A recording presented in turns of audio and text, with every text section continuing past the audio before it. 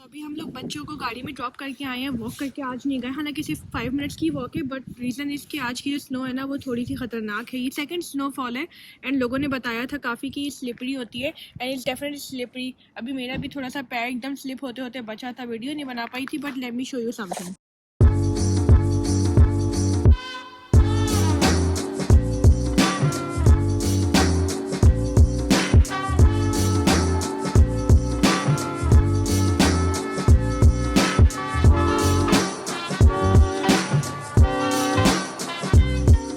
ये देखो, last time जब स्नो पड़ी थी फर्स्ट वाली तो वो जमी भी नहीं थी। ये देखो इस तरह बाकायदा ये जमी हुई है सी गाड़ी के ऊपर एंड एवरीवेयर इवन यहाँ स्लिपरी वगैरह हो रहा है। तो yes we have to be careful, especially ये जो पाथवे इस तरह स्लोप जाता है ना। ये स्नो बूट्स मैंने ले लिए हैं, अभी तो फिलहाल नहीं पहने हुए, but yes we will wear them. हाँ जी हस्बैंड, चल रही है सफाई सफाई चल रही है। पहली बर्फबारी, मतलब गाड़ी की पहली बर्फबारी हमारी 2-3 दफा हो चुकी है। ये स्नो साफ कर रहा हूँ। हाँ ये ब्रश से साफ कर लें। देखो ना आइस क्योंकि बननी शुरू हो जाती है, जैसे जैसे पिघलेगी ना आइस बननी शुरू हो जाएगी। हाँ बाकायदा ये जम रही है इसके ऊपर, तो इससे पहले कि ज़्यादा जम जाए yes we have to clean that. बाकी आप लोग जो इतने अच्छे अच्छे टिप्स वगैरह भेजते रहते हो कमेंट्स में, तो बहुत अच्छा लगता है देख के। न्यू कमर्स है ना हम, तो अभी we are still learning and सीख ही रहे हैं वाकई में, और आप लोगों से बहुत सीखते हैं। जो लोग यहाँ कनाडा में पहले से रह रहे हैं उनसे बहुत कुछ सीखने का मिलता है, तो thank you so much.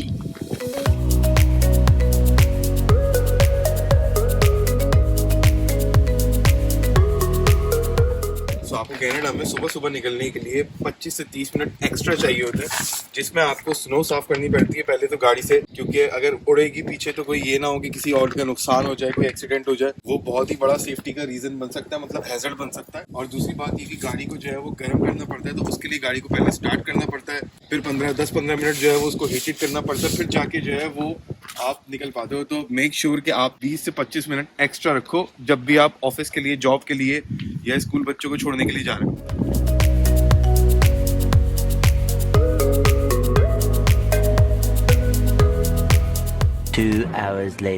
So, आज है डे नंबर 3 और आज हम लोग आए हैं एक और काम से। कल हम लोग आए थे एक और काम से। वो ये काम था कि जैसे बताया पार्किंग ब्रेक का मसला आ रहा था, तो जब पहला वाला मतलब निकाला था तो दूसरे वाले में भी आवाज आनी शुरू हो गई थी, तो फिर दूसरा वाला भी निकाला। अब जो है वो दोनों निकाल दिए थे। एनीवे तो जो पार्ट आया वो आया तकरीबन $85 का, 75 प्लस टैक्स, और जो उन्होंने चार्जेस लिए वो लिए $50, मतलब उसको रिप्लेस करने के। आई थिंक वो कॉस्ट कम थी, क्योंकि जो है वो वही बात है कि जो टोयोटा वाले से हमने जिससे गाड़ी ली थी उनके ही थ्रू हम लोग आए थे यहाँ पे। तो अब ये है कि अब गाड़ी में एक और प्रॉब्लम आ रही है, वल्लाह आलम वो क्या मसला है क्या नहीं है, बट जो सिक्योरिटी अलार्म का होता है वो पॉं जो है वो बजे जा रहा है। तो लैंडलॉर्ड भी काफी परेशान हुए, नेबर्स भी काफी परेशान हुए। आंखों में से मेरी शायद पानी निकल रहा होगा, आंसू नहीं होंगे, आपको ऐसा लग रहा होगा आंसू नहीं है उसके।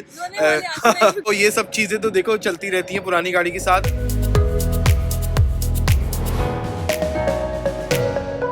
हमारी हालत देख के आपको ये तो मालूम चल गया होगा कि हम बहुत टायर्ड हैं इस वक्त।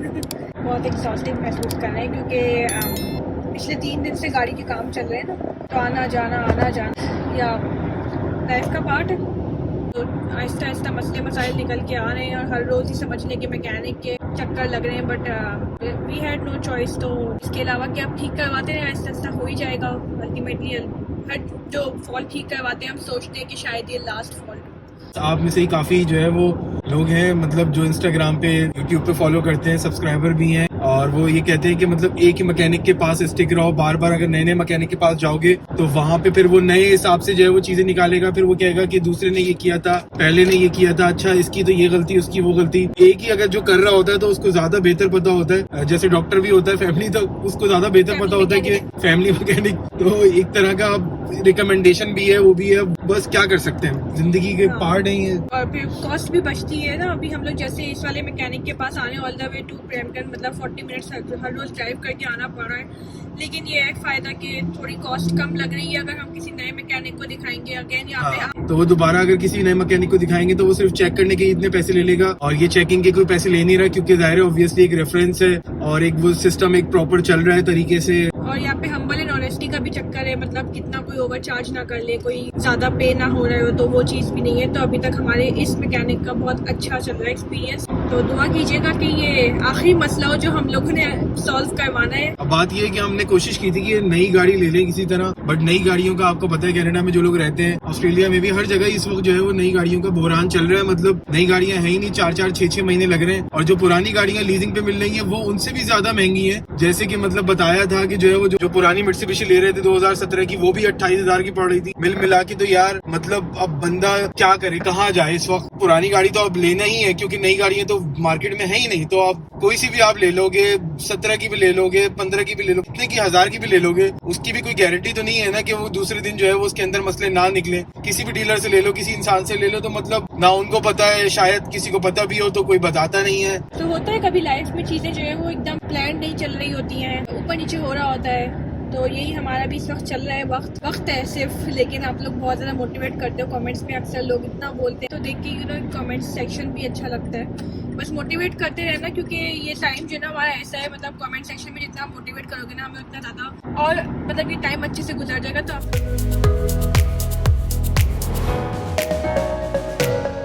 आज हम लोग फाइनली सर्विस ओंटारियो के काम से आ गए हैं। हमने आपको कुछ 2-3 ब्लॉग्स पहले बताया था कि क्या काम था, तो बताएंगे थोड़ी देर में दोबारा से क्या काम था। पहले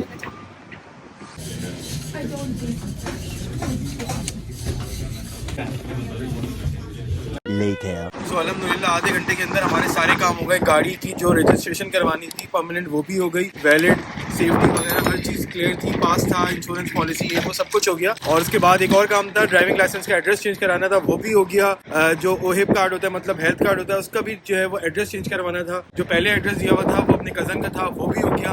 सना का फोटो आईडी बनवाना था, फिलहाल लाइसेंस का अभी नहीं है। लाइसेंस का आगे चल के जो है वो एक प्रोसेस है, वो एक पूरा एक बनाएंगे।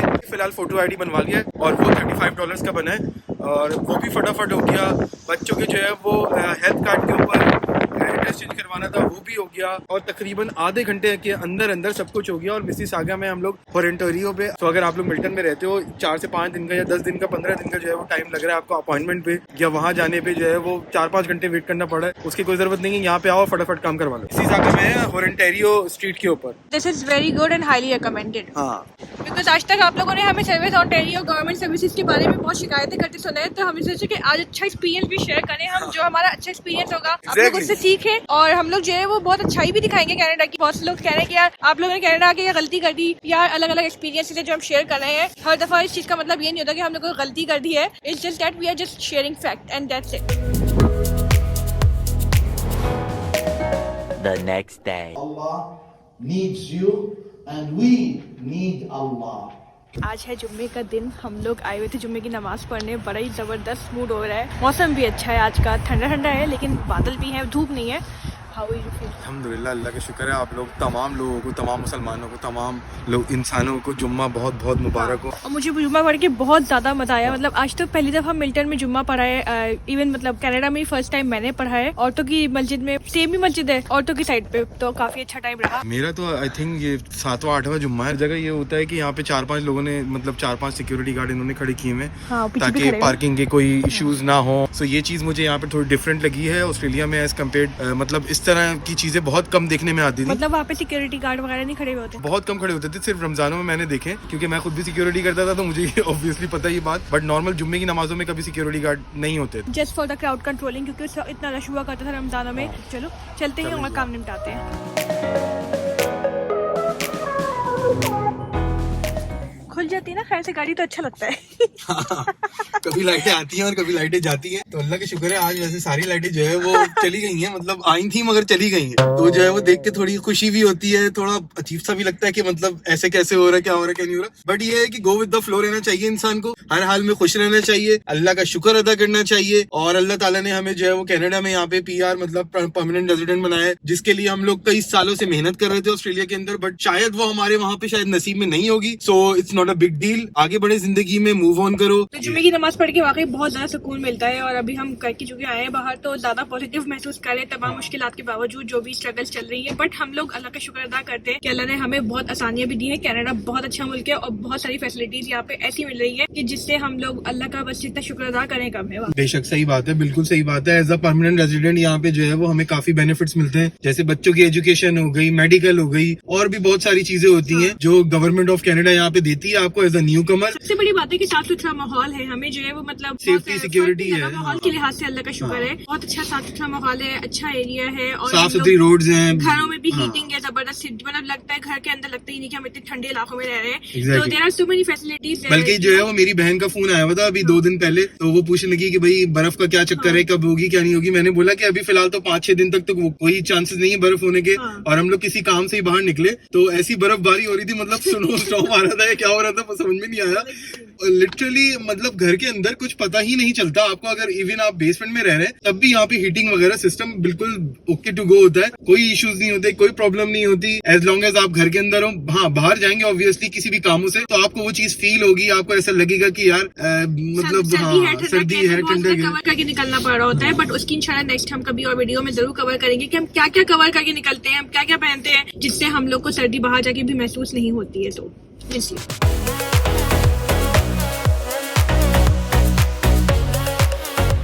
कितनी प्यारी लाइट्स लगी हुई है क्रिसमस की यहाँ पे। ये सारी लाइट जो है ना वो रात में जल जाती है, इतनी खूबसूरत लगती है। रोड किसी दिन दिखाएंगे आपको।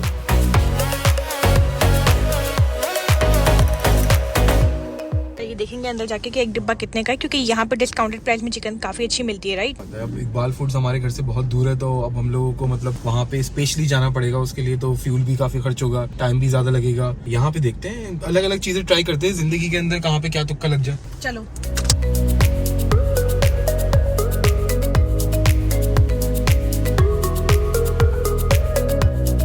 तो यहाँ पे हर चीज में मतलब एक अलग ही हम लोग सुना करते थे कि यार ओंटारियो के अंदर टैक्स बहुत ज्यादा है, 13% टैक्स जाता है, ये होता है वो होता है, ग्रोसरी बहुत महंगी होती है। भाई जो हम लोगों ने अब तक फाइंड आउट किया है 1.5 महीने में रह के, 2 महीने हमें ऑलमोस्ट हो जाएंगे, तो काफी चीजों में जो ग्रोसरीज की होती है, बेसिक नीड्स होती है, उसके ऊपर किसी तरह का कोई HST वगैरह चार्ज नहीं होता। और उसका जो है वो देखो प्रूफ ये है कि अभी हम लोगों ने ये लिया है सार्जन फार्म से, जितने का ये था मतलब 1895 का, ये 5 किलो का, और यही हमें नो फ्रिल से जो हमने पिछले हफ्ते लिया था वो $25 का मिल रहा था। सो ऑलमोस्ट $19 का हमें मिला। और हमारा ये मतलब मोहल्ला है, तो हमें एक्स्ट्रा कोई फ्यूल कॉस्ट भी नहीं लगी। नमाज पढ़ने के लिए आए हुए थे, यहाँ से ले लिया $19, तो $6 तो हमने इस पे बचा लिए। अगर हम ऐसे 2 डब्बे ले लेंगे तो समझ लो 6 और 6 $12 बचा लेंगे, और वो हमारे 15-20 दिन की आराम से चिकन हो जाएगी, जो कि बहुत ही मैं समझता हूँ सस्ती है। बेसिकली अगर कोई आपको ये बोल रहा है कि अल्बर्टा जाओ क्योंकि वहाँ 5% की ग्रोसरी टैक्स वगैरह ये वो तो सस्ती पड़ेगी, तो ऐसा शायद केस लाओ, क्योंकि ग्रोसरी में ज्यादातर चीजें जो खाने पीने की है वो सस्ती है, राइट। एग्जैक्टली हाँ, तो आप लोग जो है वो अपनी सी रिसर्च कर लेना। हाँ, अल्बर्टा के अंदर रेंट वगैरह बहुत सस्ते हैं, नो डाउट, इसमें कोई डाउट नहीं है। बट हाँ, जहाँ तक बात रही ग्रोसरी की, तो उसकी रिसर्च अपनी सी जरूर कर लेना। वहाँ के जो लोग हैं उनसे जरूर बात कर लेना एक दफा, कैलगरी एडमिंटन जाने से पहले। ये बच्चे की सीट के ऊपर बिठा रहे थे आप इसको, चिकन को। ये देखो हम लोगों ने एक और चीज नोटिस की है, पेडिस्ट्रियन पे देखो लाइटें जल रही हैं, ये ब्लिंक कर रही है, क्योंकि यहाँ पे अशर ने बताया है कि शायद कोई ना कोई पेडिस्ट्रियन जा रहा होगा, ये इनका अंदाजा है। हाँ, ये ऑटोमेटिक है। आई थिंक जब कोई जा रहा होता है, अंकल जैसे खड़े हैं सामने टोपी वाले, हाँ। तो जलेगी। अब हाँ, अब नहीं जल रही, क्योंकि अब बस कोई क्रॉस नहीं कर रहा। जब कोई क्रॉस करेगा तो ऑटोमेटिकली सेंसर डिटेक्ट करेगा इसका।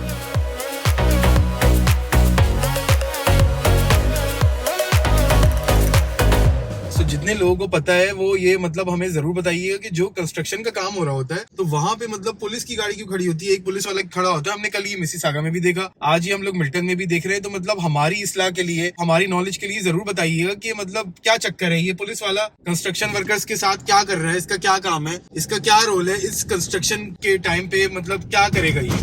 और ये एक इमिग्रेंट्स का मासूमाना सवाल है, ठीक है ना, वसीम बदामी वाला सवाल है ये।